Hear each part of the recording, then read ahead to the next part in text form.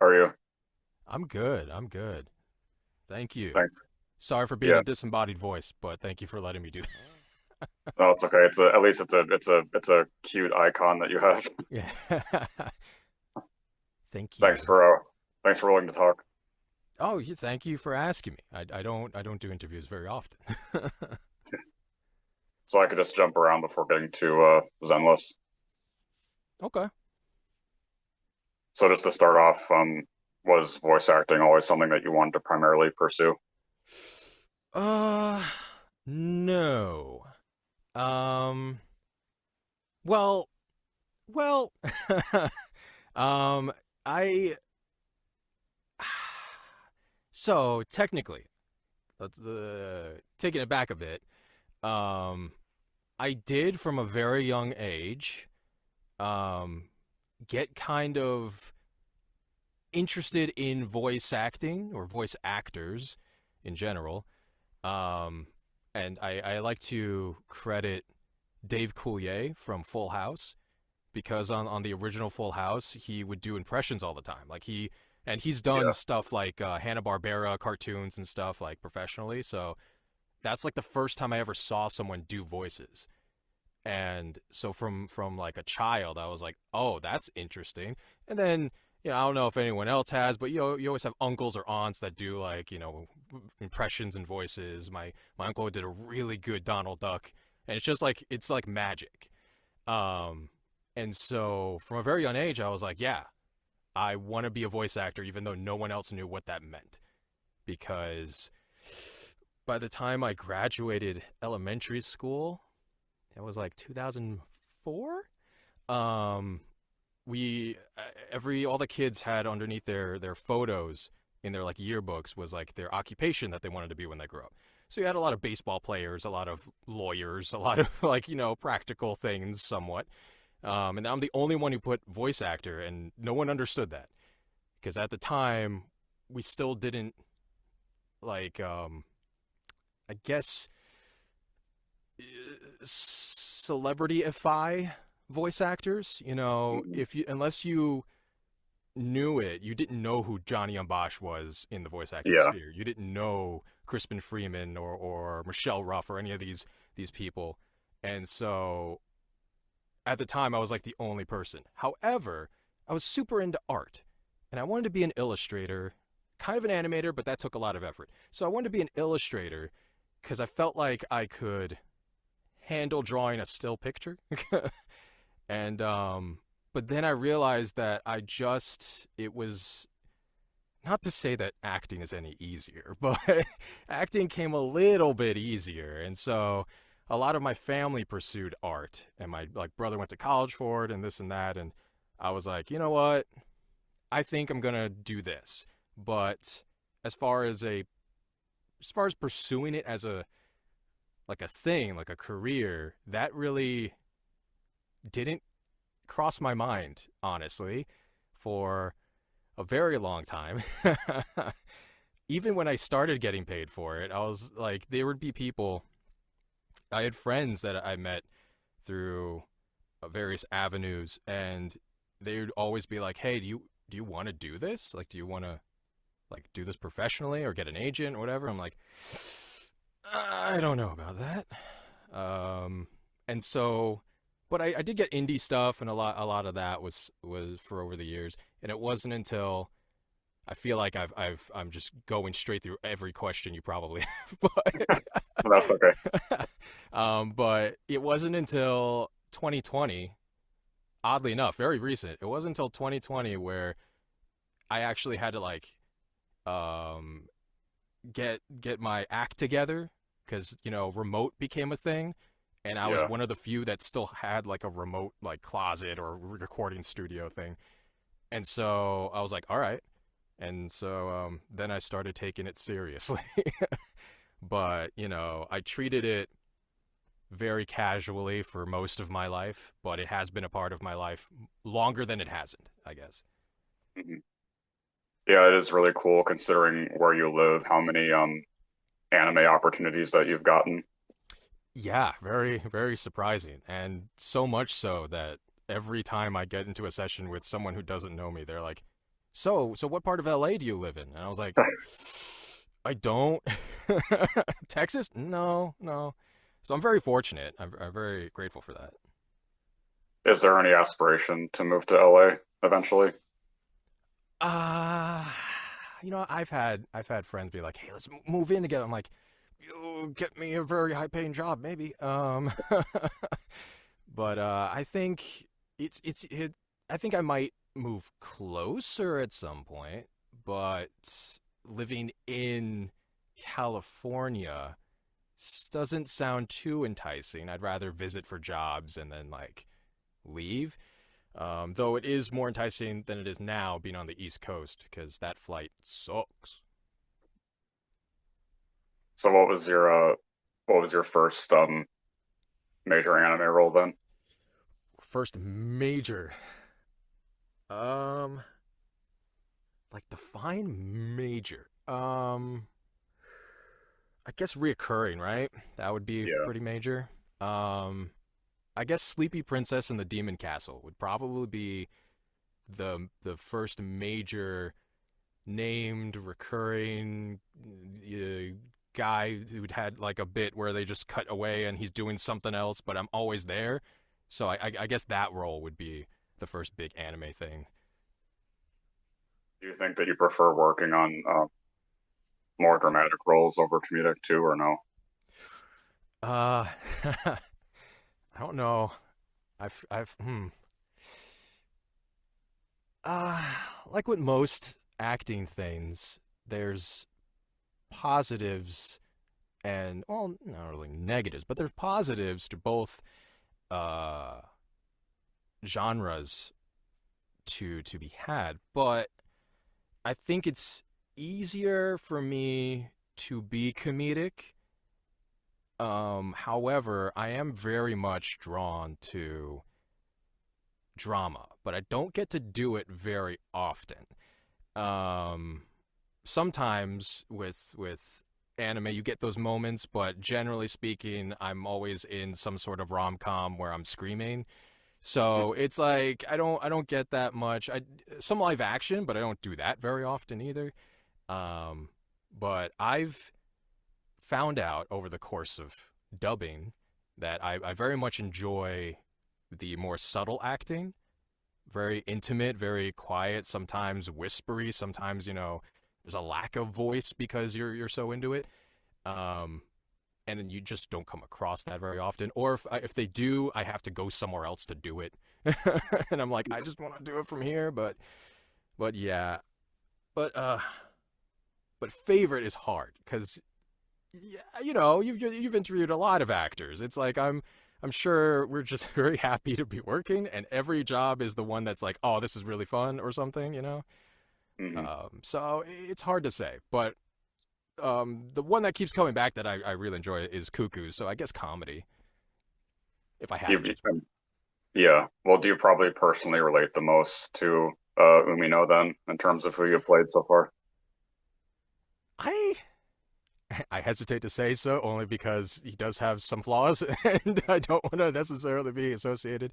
But I will say he's very much closer to my speaking voice, how I would react comically in these situations. Like it's very much like at this point, I'm very thankful to have been able to do 2 seasons. So I was able to live in the character for quite some time, and I've never had that happen before. I've never had someone told me a legacy character where you can come back to him, Mhm. and I've never had that before. So I feel connected and a bit of like an ownership thing over him, even though I don't own the character, but I have that connection to him where I know him inside and out. And I remember starting season 2, and they were like going off of how I was in the first season, which was very green to being in anime, but also a lead and all that. Like I went through some mental things during the first season because of that. But Mhm. starting the second season, I think they were anticipating that, so they allotted a certain amount of time for the first episode, and I managed to get that done in one session when it would take two technically most of the time because I have so much dialogue. But I was like cranking it out because it's been 3 years. Yeah, it's been 3 years.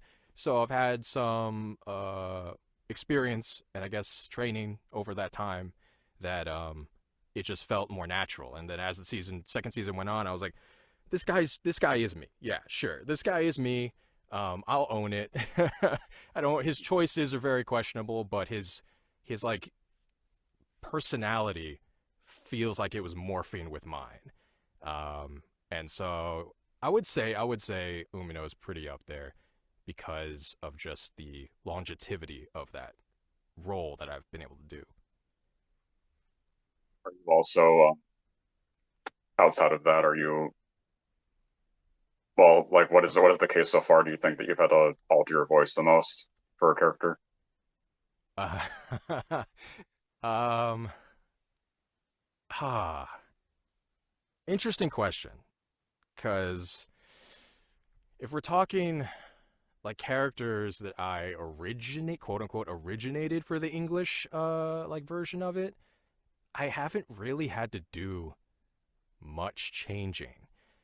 Like, there the most would probably be uh hmm, probably be Louie from Kingdom, the brief Mm. time I was in Kingdom.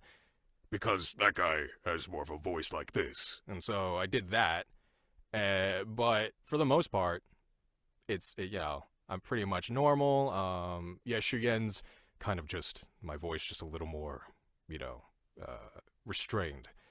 Um, but yeah, for the most part, it's been normal. But if you go outside of that, I've done Death Battle and How It Shouldn't Have Ended and like a bunch of impression parodies, and that goes all over the place. I'm very lucky in that regard. I got to get all of that out of my system because I was like, I will never be able to put any of those voices in anything else in my life. So I'm like, so that's a whole other basket. But yeah, I'd probably say Luwu Way.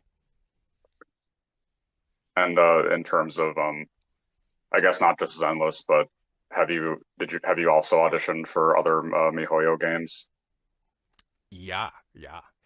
Um, I got to I got to audition, but I got to do a bunch of bit parts in Genshin fairly recently, like a couple months ago.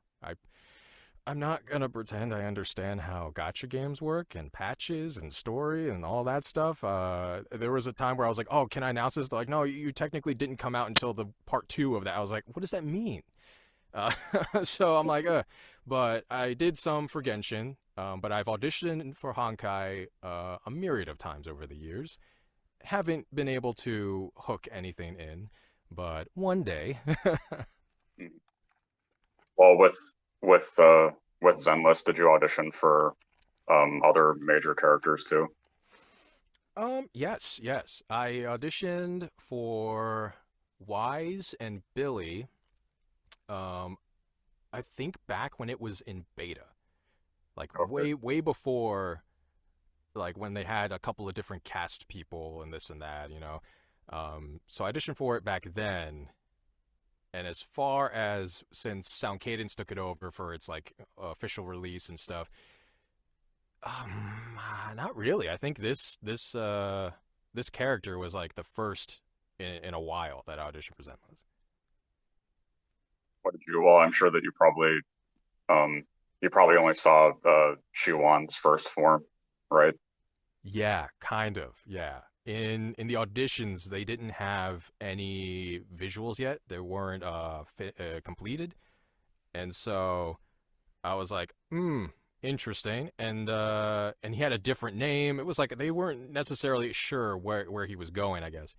But I auditioned for him and Pan Yinhu as well, but that clearly did not pan out. But yeah, and then when I got in the session, they're like, "Hey, here's all the like." They pulled up a PDF and they just like, "Here's what he looks like," blah blah blah. And I was like, "Oh, he's very normal. He's a very normal guy." Do you have a preference between which design of his you like? um, man, I I feel like I'm partial to the first one, but I understand people's um hey, he totally looks like an NPC kind of mindset. I totally understand that. He's the only one rocking like the uniform traditionally. But when I did see his what would you call it? Miasma form or something. Well, Yeah.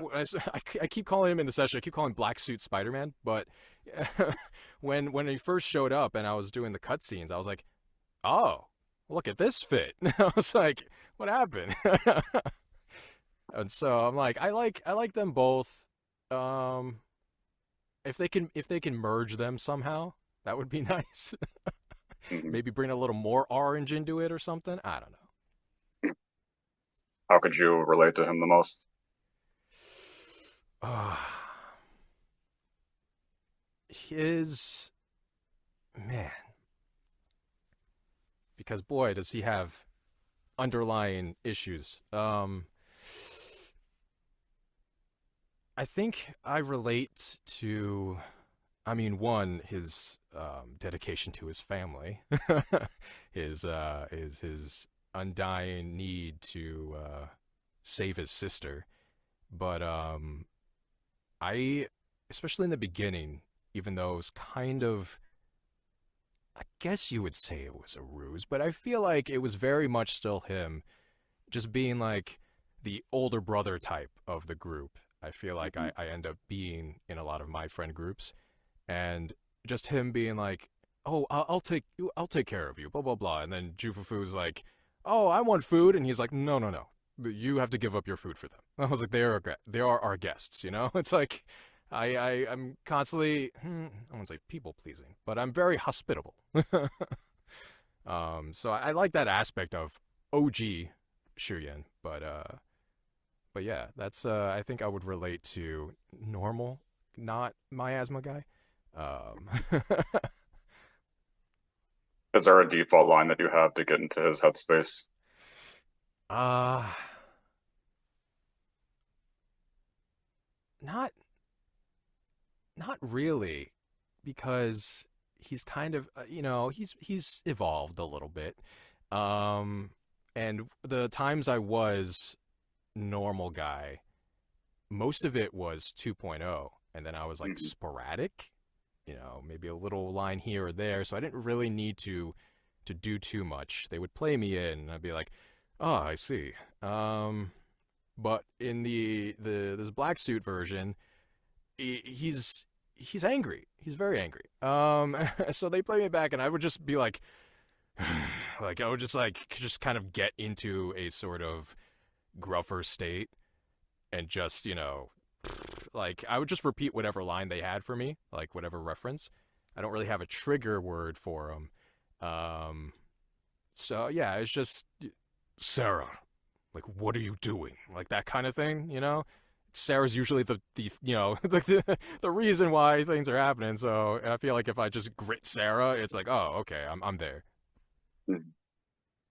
I'm sure you've heard this on Twitter from fans and stuff too, but I think specifically um, all the deliveries you did with playing out Sarah's death scene were really well done. Oh, thank you so much. Yeah. Yeah, it, I feel like I don't get tagged specifically a lot, but I do come across a lot of people who play the English version. Thank you, even though I understand this patch was not quite fully cooked. it's I don't understand what happened, but I will acknowledge that that happened. Um, but for the ones I did, I'm very glad that it came across well and people enjoyed it. I getting to do more than just stand there poshly was nice. To get to, yeah, I can't, for lack of a better term, act. Yeah. To get a little more into it, and they're like, "Oh, you really are angry at Sarah here," and I was like, "Oh, okay, all right, I've got it." So I'm really glad it came across. I'm really proud of that. Yeah. If you've gone over and seen all of those scenes in the game too, is there a favorite line you have as him? Ooh. Um.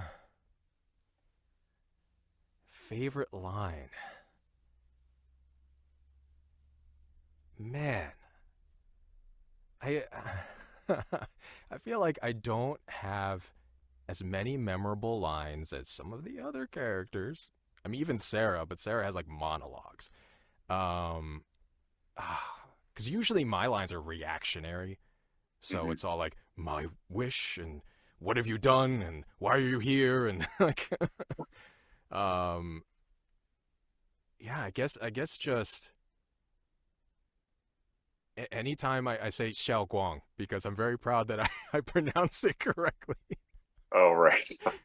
And every time I'm in a session, especially with one of my directors, Molly Zhang, who is what's her name, Astra, Yep. right? Yeah. She sometimes assistant directs, and she obviously speaks Chinese really well. And so anytime I'm doing it, I'm like, is that okay? And she's like, I never have to worry about you. It's fine. I was like, is that okay? Are you, or is it all right? Um, but yeah, it's like I have seen the scenes. I've watched people play them and like this and that. But it's like I more like the moments, like a lot of moments with his sister where he's very vulnerable. I really enjoy, um, especially okay, I guess the last bit spoilers, but it's been like a week, right? It's like spoilers, but the last bit when they have the moment together, disembodied voice moment together. I really enjoyed that bit because it was very like I said, I'm starting to over the years enjoy the subtle acting, and that let me do that than just be angry all the time. Um, and so I really enjoyed that bit. I wish I did more of that bit.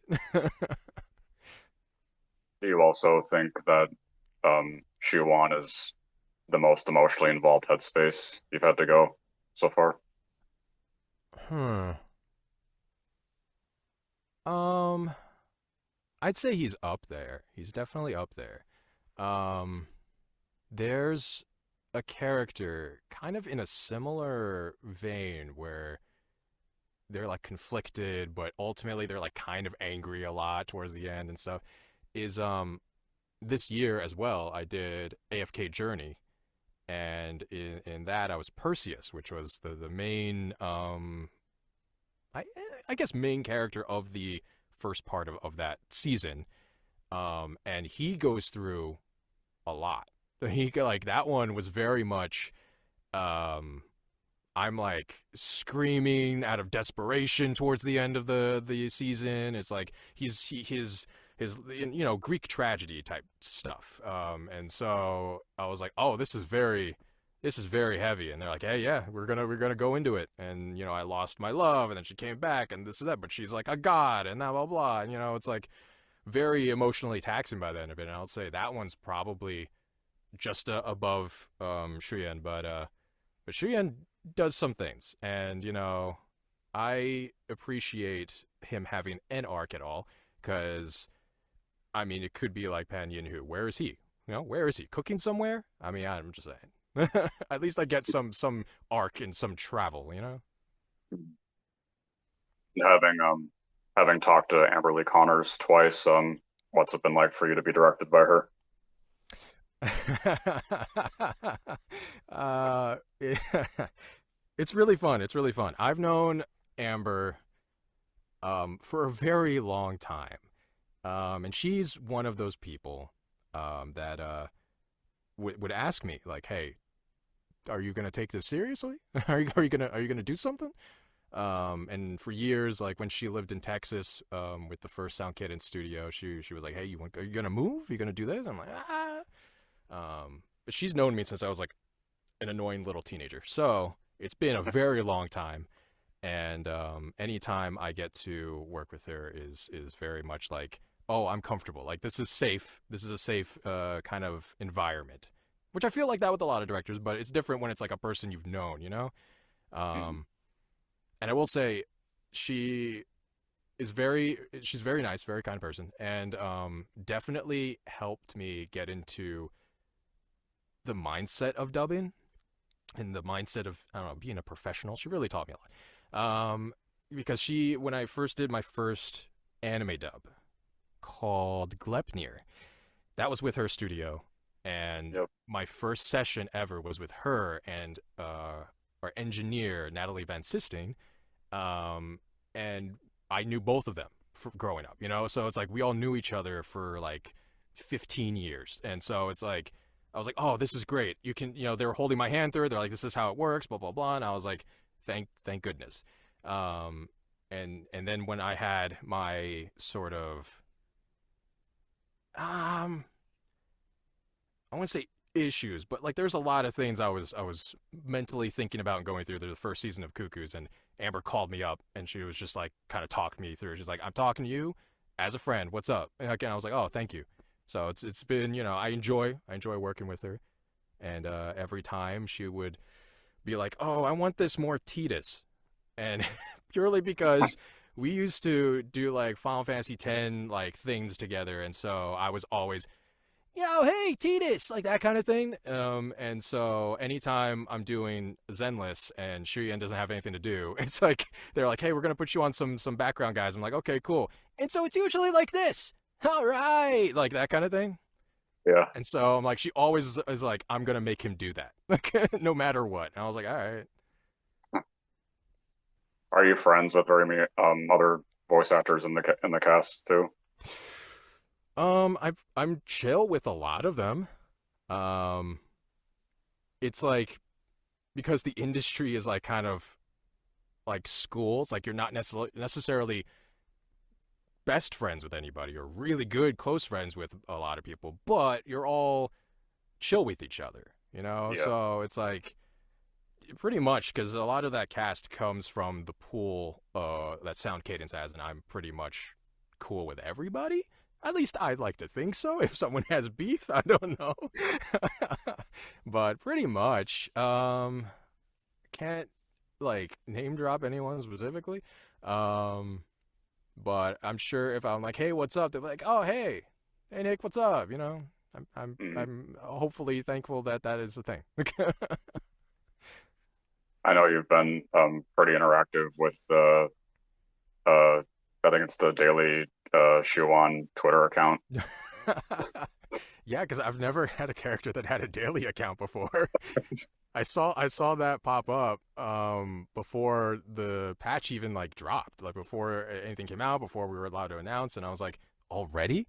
It was the back of his head. I was like, I don't like that's incredible. And I underestimated, I guess, the Hoyo fandom, but also anticipated because, you know, I've seen how Genshin has been over the last what 4 or 5 years, Mhm. and that, you know, there are a lot of good eggs, but there are a lot of also eggs that scare me in a fandom so large. And so I was like, I'm glad Zenless feels a little more, not niche, I guess niche, but it feels a little more manageable, a little smaller. There's still Yeah. people who don't know Zenless, but Genshin is like, you know, everyone's like, oh, is that an anime game? Is that Genshin? Like, it's become a, you know, a kind of a big thing. And so that one still scares me a little bit. But Zenless has been nice. The people I've met have been really cool. So yeah, shout out Daily Ye Shiyuan. Is there something that you? I mean, I know that obviously his arc isn't over yet, but is there something that you hope to see for his character? Uh, I feel like that's treading on some sort of line that you know, I don't think I can say anything because it might be construed as fact or it might be construed as something else. So I just hope for the best. Okay. Is there something that you want to say to the fan base? um, well, thank you. Thank you so much for welcoming me. I know a lot of people, um, especially since kind of the Hoyo shakeup over various things and factors that they're still willing to be like, hey, you're really cool English voice actors. You know, welcome us into like the fandom, and I appreciate that. I didn't know that I was gonna have such a big part. I'll be real. Like I didn't know this was gonna be something. So I appreciate people sticking around, and I appreciate the kind of I guess campaign that people are like make him playable. I was like, people are asking like, do you want to be playable in this and that, whatever. I'm like, nah. I mean, sure. But I feel like it means more to you than it does to me. I don't spoilers to anybody. I don't play a lot of these games. At most, I might play some Helldivers with some friends. But other than that, it's like I don't really know the ecosystem, Okay. and so it's like playable. Sure, that would be fun. That'd be more work and it'd be cool. And then maybe you can pull them. I guess that's the terminology. So someone was asking me when the 2.0 dropped, they're like, can you future bless my pulls for when he's playable? I'm like, what does that mean? I was like, what am I doing? Like, I was like, I guess so. But yeah, but I do think having been in calls with Hoyo representatives and stuff because they have to be there to make sure we're on track. That it feels like they do look and listen to the fans. And judging by how they handle social media and stuff, it seems like they're very much in the zeitgeist of the community. Even though people feel like they're not, I feel like they are. It just takes a Hmm. while for things to be done. So if people are still vocal about it, who knows? Who knows? I don't know where his trajectory is going, but I just thank you for being vocal about Ye Shiyuan. He's a very very cool guy. Do you think he would respond to finding out about a fan base for himself? um, he probably at first would be like, me, why me? And then he would like black suit out and be like, can you save my sister? like, he's like kind of busy. Like, if you can't save my sister, I think I have to go. I suppose in terms of most recent projects, that this is the safest thing that you can talk about that you're part of. Um, yeah, as far as recent ongoing stuff, and even then, as we have run into it, I tread a fine line. But yeah, it's the most recent ongoing game thing.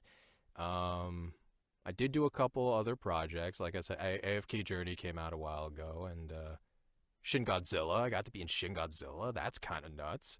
Um, but those are one and done and kind of like over there. So yeah, I don't even know if. Oh, I didn't announce it because I couldn't find my characters, but I'm in Where Winds Meet. I think that's the name of the game. It's like a wuxia open world thing. I Okay. don't know. Well, Yeah, my final question is always asking, what do you want your legacy to be? my legacy. um, man. Goodness. Um, I always say, um, like when people ask kind of that, like, where do you see yourself or why you do this and this and that, it's like, I always wanted to be someone's comfort entertainer, you know? Mhm. Like, I'm dabbling in a little music and a little writing, a little this and that, just creatively. And if whatever I'm working on can be that to somebody where they go, "Oh, I'm gonna rewatch this, or I'm gonna play this because I like this guy's performance, or I like this guy, or this whatever," and it becomes something that's like, even if nobody else watches the thing or plays the thing, but they go back to it, it makes me feel good because I have those things.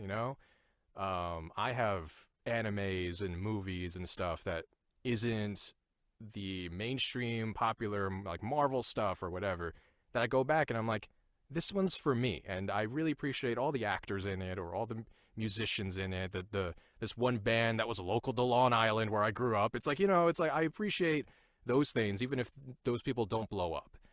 Hmm. And I've always wanted to be a comfort entertainer, and I think I've met a lot of people. Sometimes in person. I only did a couple things at New York Comic Con once, and just seeing people come up to me and be like, "I really liked you in Ultraman. I really liked you in this, and this means whatever." I'm like, just those little interactions I had. I'm like, oh, thank you. Like it's like I was like, one, you're watching. That's really nice. But to be that for somebody where they'll be like, oh, I really like him. I'm gonna keep going back for that. Um, is I guess my legacy. What I would want is just to be nothing too big, nothing too forgettable, but somewhere in the middle where someone's like, "Do you remember that guy? I really like that guy." Hmm. So yeah, just simple. Well, thank you. I'm glad that we got to do this. Thank you for having me. This was really fun, and I feel like I was a little um I guess I mean I'm always anxious, but a little anxious to where I found myself constantly like, okay, I'm gonna tell you this. Like, I just like I see you and you're like sitting there. I'm like, oh, am I just rattling on? I'm gonna let him ask a question. Yeah. Well, I hope you have a good rest of your day then. Thank you. I hope you do too. All right. Bye. Bye.